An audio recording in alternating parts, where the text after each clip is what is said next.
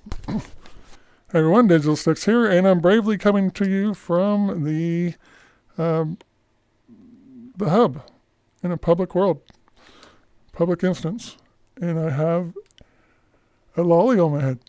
Hello. So, anyways, so there we go.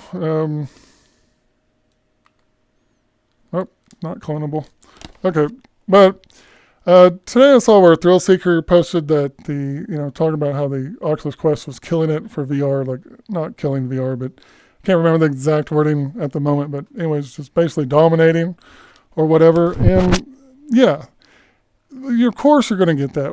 You're talking about a company that pulled, spared no punches to put out a cheap device, and they're going all in for lock-in and gimmicks, and so they're not really worried at all about what enthusiasts actually want. So they're not going to get, you're not going to, they're going to get a head start with that. You can build a gimmicky device like that cheaper than you can,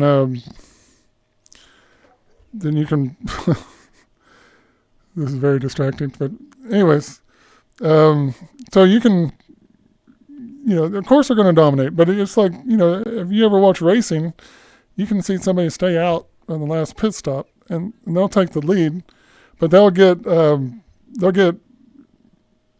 usually won't keep that lead if there's too many laps left, and so it's kind of a gamble. Usually it's what somebody does if they're trying to get a better finish than they were on track to get, but very few people think they're going to skip the last pit stop in most situations and actually win the race. And so that's what you're getting with Oculus. You're cutting out a lot of things that should have been in a quality headset, and people are only brand new to VR one time. So you got a lot of people that are interested in it that knew nothing about VR. They discovered that they've encountered Quests and it's kind of cool, and they don't have to have a gaming PC. So yeah, of course, $300. They're wanting to know, is it worth it for $300? And yes, the truthful answer to that is, for the VR experience, it is worth it for $300.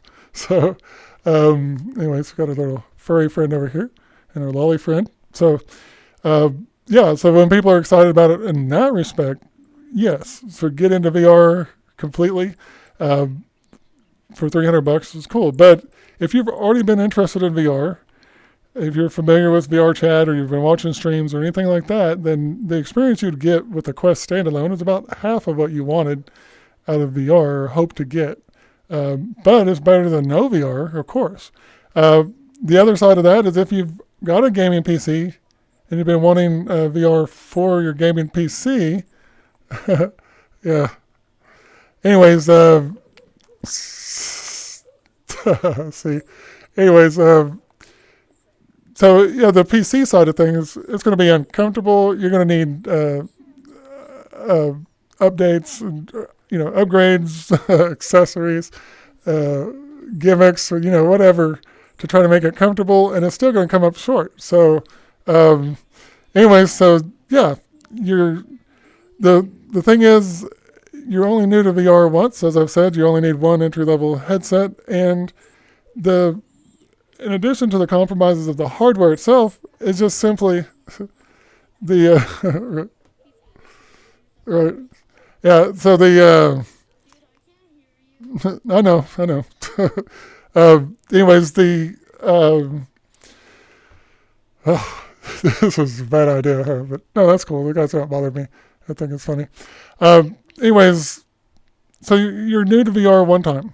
And so they're killing it with people like that. But once you know what you're doing, once you know what you can get, what's out there, when you know that you like it, and then you can once you get a grip on what's actually missing from the Quest experience and what's there that doesn't have to be, like the spyware and the spamware and all of that, is that what you're going to want to continue to repeat?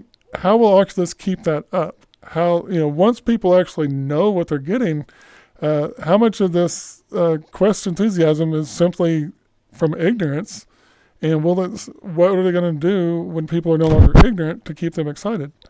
And that's a good question. So yeah, they're killing it right now, but they're winning the battle. They haven't at all won the war.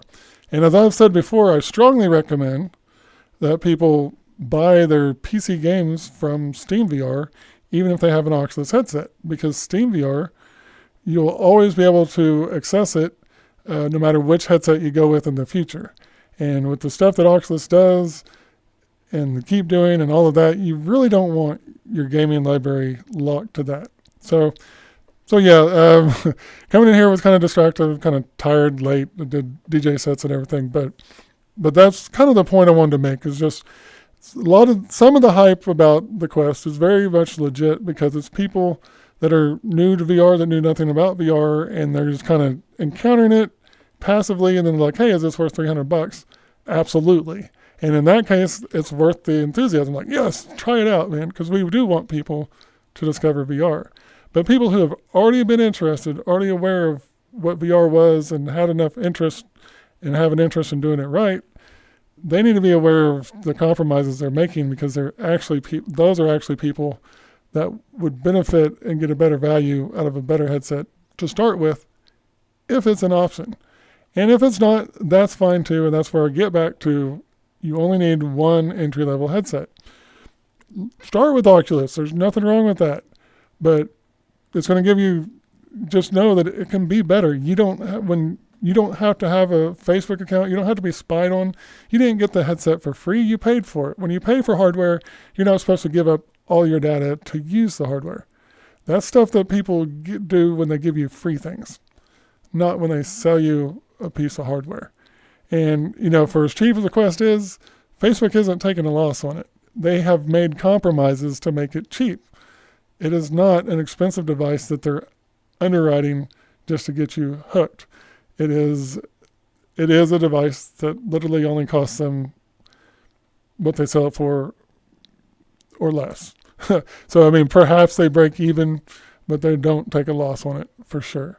And again, if you buy your games for PC VR from Steam VR, then there's no wars won here. You simply you become the winner if you buy your games from Steam VR, because then you are free to choose the headset of your choice.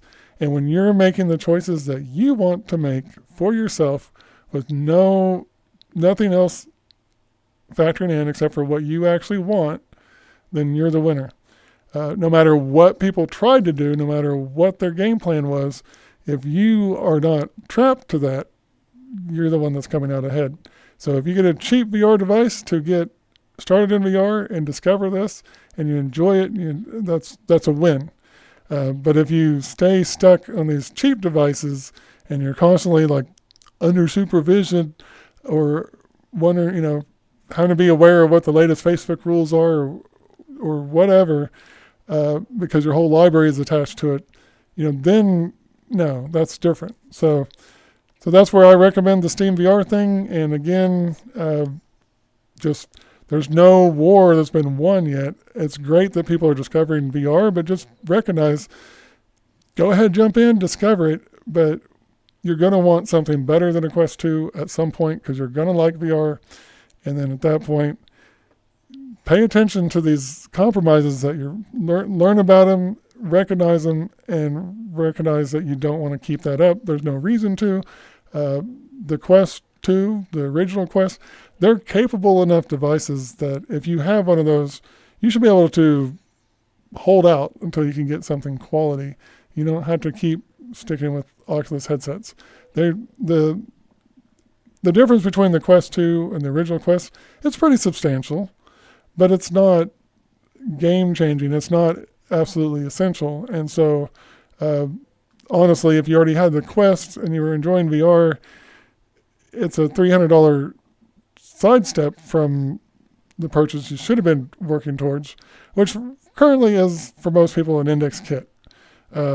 That's only because there's a lack of quality competition right now. It's not, it's not even about favoring Valve. It's like, unfortunately, there's no middle option that's actually a strong recommendation. Like, I honestly, myself, I can't even confidently endorse Reverb View 2 over a Quest. I would probably not want to. I don't know. On that one. That's a shame. It'd be nice to have an option, but I don't think the Reverb G2 is it. So anyways, I'm Digital Sticks. I'm kind of rambling right now. This will be interesting because of the interactions I had. So I'll probably upload this version. This is my second attempt to take it, but I was late. I DJ'd and everything else. Too tired to be doing this right now. I hope I made the points I was wanting to make. And one final attempt to clarify those points was, even though I talked, the thing that inspired me to make yet another video on this topic was recognizing there's a difference between people that have wanted VR and people who are discovering VR because it's cheap, because somebody had a Quest or whatever. And then, so yeah, if you've just discovered it and you know little about it, then yeah, a $300 device is something that's worth being excited about, that it's an option for you. That really is the case. But if you've been wanting VR for a while and you're already in the market for it, you're already trying to get it, then the Quest in that circumstance is not anything to be fully excited about. It is basically an option you can consider, but it's not at that point when somebody's already been wanting VR because they're familiar with what people do in VR, what VR is capable of. That's where hyping the Quest 2 gets a little sketchy, because honestly, for the Rift CV1 was a better value in its day for the state of VR and the features that it had than the Quest 2 by far. And so value, cheap and value are two separate things. And so the for the right people, the Quest 2 has value, but for several people, it's just cheap. It's not value. And so that's where this clarity comes in. So hopefully this kind of softens the position a little bit, because it's not like never Quest. It's not like that. But it is just a reality of where VR is at, and people are I think it's misguided to think that Oculus has dominated this. They want to. We can see that they clearly want to. But there's other products on the horizon. And again, right now, the best VR experiences are still with PC VR, and Steam has a great position for that. Honestly, people that are wise are going to be buying their games from Steam so they can have options. And because if you're already playing on PC, there's just no reason not to. So anyways, with that, running in circles, thank you for watching, and have a good day.